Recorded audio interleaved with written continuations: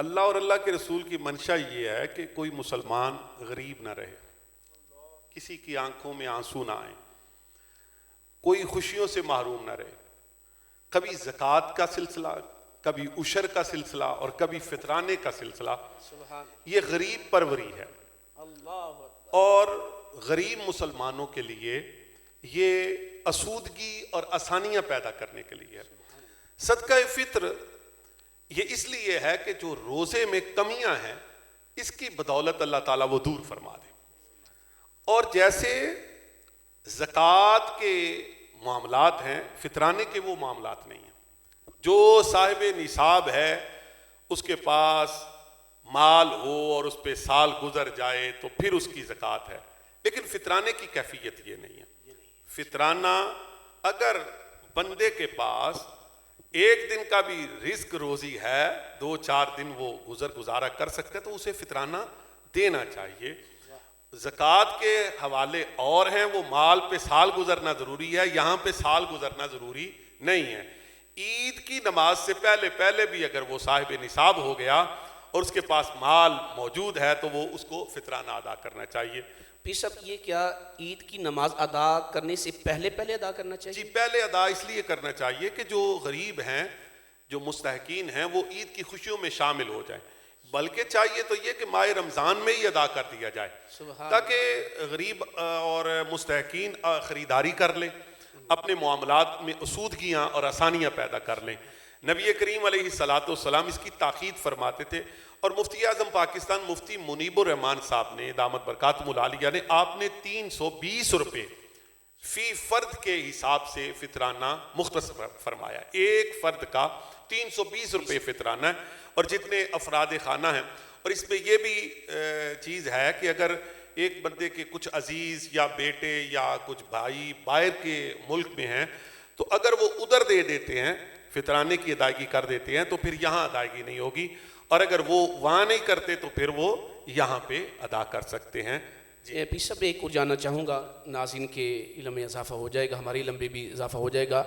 گھر میں جو مہمان آ جاتا ہے وہ عید تک گھر میں رہتا ہے، کیا اس کے گھر کے سربراہ کو اس کا بھی فطرانہ ادا کرنا چاہیے؟ اگر وہ اپنے گھر میں ادا نہیں کر کے آیا تو وہ اہل خانہ اس کا بھی فطرانہ ادا کریں گے۔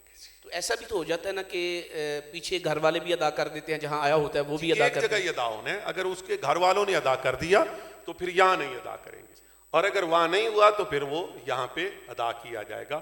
یہ ساری چیزیں مسلمانوں کو خوشحال بنانے کے لیے ہیں اور احساس دلانے کے لیے۔ جیسے آپ نے پہلے کہا کہ یہ روزے کا بھی مقصد یہی ہے کہ بھوکے کا احساس ہو، پیاسے کا احساس ہو، اور یہ گناہوں سے بچنا یہ بھی ایک روزے کا مقصد ہے۔ اس کو ڈھال کہا گیا ہے، اس کو بدن کی زکوٰۃ کہا گیا ہے، اور نبی کریم صلی اللہ علیہ وآلہ وسلم کے تمام جتنے بھی اعمال اور سنن ہیں وہ ہمارے فائدے کے لیے اور معاشرے کی بہتری کے لیے ہیں، ان میں سے ایک فطرانہ بھی ہے۔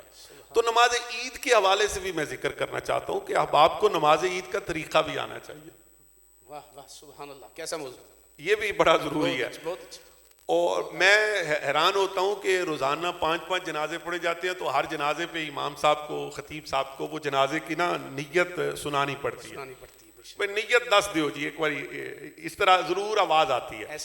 ایسے ہی عید کی بھی نیت بتانی پڑتی ہے، اور بعض اوقات تو عید پڑھانے والے کو بھی غلطی لگ جاتی ہے، تکبیرات کا کمی بیشی ہو جاتی ہے۔ تو نماز عید میں زائد 6 تکبیرات ہیں۔